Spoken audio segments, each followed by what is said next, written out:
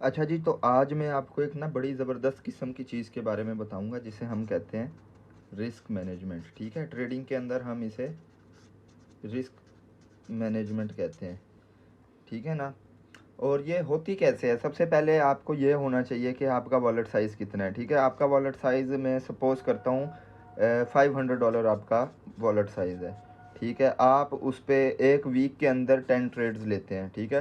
10 trades आप 1 week में लेते हैं और इस अपने वॉलेट साइज़ का आप यूज़ करते हैं 5%, जो कि मेरे हिसाब से बनता है $25, ठीक है? आपका 5% बन गया $25। अब मज़े की बात यहाँ पर शुरू होती है, ठीक है?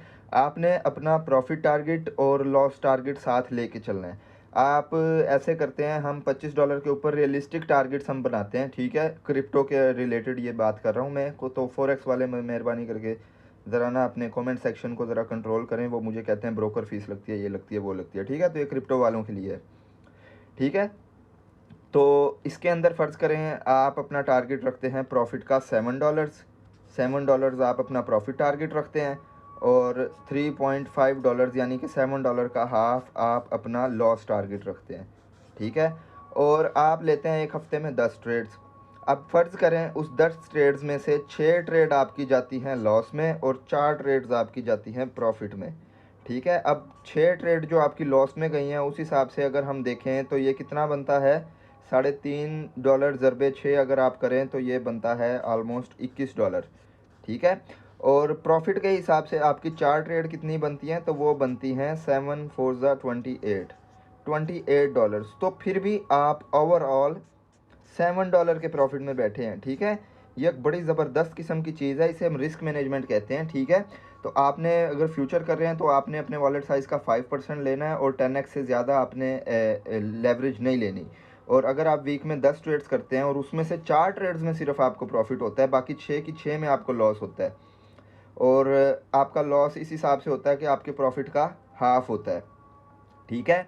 तो फिर आप फिर भी वीक के एंड में ओवरऑल आप प्रॉफिट में बैठे हैं, ठीक है? और यही स्ट्रेटजी आप $100 से ले सकते हैं, लेकिन आपके टारगेट्स जो हैं वो रियलिस्टिक होने चाहिए, ठीक है? आपके टारगेट्स और लॉस टारगेट्स आपके रियलिस्टिक होने चाहिए।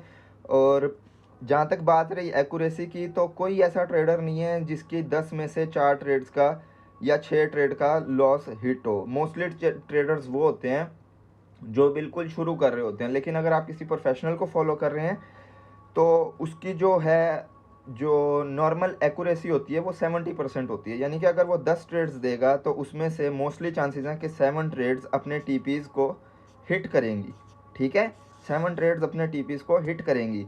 और ये जो स्ट्रेटजी है, ये जो रिस्क मैनेजमेंट का टूल है, ये आपको सारा सीखना पड़ता है, ठीक है? तब जाकर आपके जो प्रॉफिट है वो आपको आता है, क्योंकि आपको इसमें अपने इमोशंस के ऊपर काबू रखना पड़ता है। आपने इसके अंदर अपनी जो डर है उस पे काबू रखना पड़ता है। अक्सर लोग होते हैं वो कहते हैं यार $3.5 का लॉस हो रहा है, लेकिन मैं ये कहता हूँ कि ये रिकवर कर जाएगा। आपने ये चीज़ नहीं करनी। आपका जो प्लान है, आपकी जो स्ट्रेटजी है, उस पे पत्थर की तरह खड़े हो जाएं। जैसे पत्थर एक जगह पे रख दिया जाए ना, वहीं पड़ा रहता है जब तक उसे कोई हिलाए ना। उस तरीके से आपने अपनी स्ट्रेटजी पे डट जाना है। और अगर वो लॉस में जा रही है $3.5 की, या जो आपने उसका लॉस टारगेट रखा है, तो उसे क्लोज कर दें। और जो आपका टारगेट प्रॉफिट का है आप उसको लेकर उसे क्लोज कर दें। उसके बाद आपने देखना नहीं है कि वो ऊपर जा रहा है या नीचे जा रहा है, ठीक है? इधर मैं आपको एक और चीज़ बताता चलूँ। अब कई लोग मुझे कमेंट करके ये कहेंगे कि सर ट्रेडिंग फ़ीस जो कटती है, ट्रेडिंग फ़ीस कटती है, वो क्या करें, वो क्या करें? तो भाई अगर आप बाइनांस यूज़ कर रहे हैं ना, तो मैं समझता हूँ आप बेवकूफ़ इंसान हैं, ठीक है ना? मेरा कोई उनसे फटा नहीं है, कोई मेरा उनसे कुछ भी नहीं लेना देना, ना मैंने उनका देना, ना उन्होंने मेरा लेना है, ठीक है ना?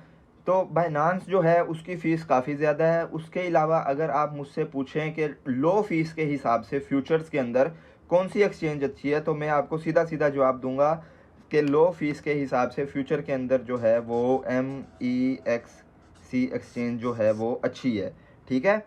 इसकी फ़ीस जो है 0.002% है। यानी कि अगर आप $1 का प्रॉफिट करते हैं तो उसमें सिर्फ आपका 0.002 सेंट, ये 0.002 जो $1 का होगा वो आपकी फ़ीस कटेगी। और अगर आप इसको 7 से कर लें तो फिर आपकी जो कटेगी फ़ीस 0.014, यानी कि आपकी $7 के प्रॉफिट पे सिर्फ और सिर्फ 1.5 सेंट, 1.5 सेंट फ़ीस कट रही है, ठीक है?